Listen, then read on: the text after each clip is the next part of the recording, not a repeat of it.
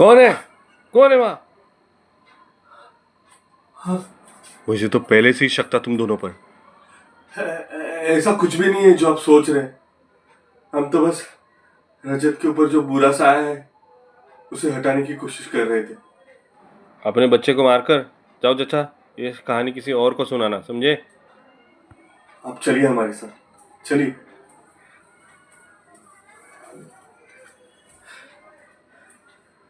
ये कुआं है ना, इसे हमने कई सालों पहले बंद किया था। क्यों? कुछ साल पहले की बात है, जब मैं रजत की उम्र का था। मेरे घर पे बहुत बड़ी महफिल थी। पूरे गांव को बुलाया था। बहुत स्वादिष्ट गोश्त बना था।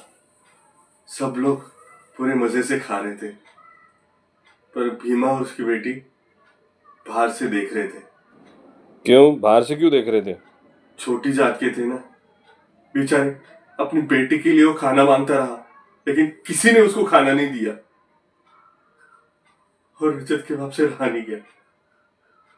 और फिर मैंने देखा कि उसके अपनी बेटी से भूख बर्दाश्त नहीं हुई।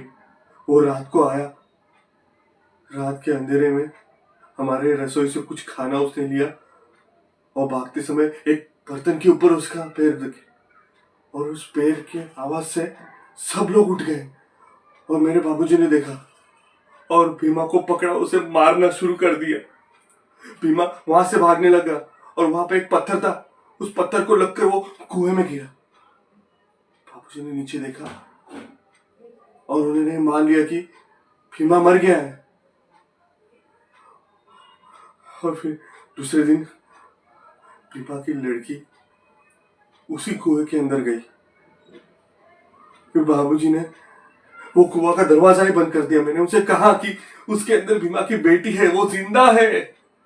फिर भी मैंने मैंने उन्होंने कहना माना ही नहीं, और उन्होंने वो बंद कर दिया। उन्होंने पुलिस की दर से दरवाजा बंद कर दिया।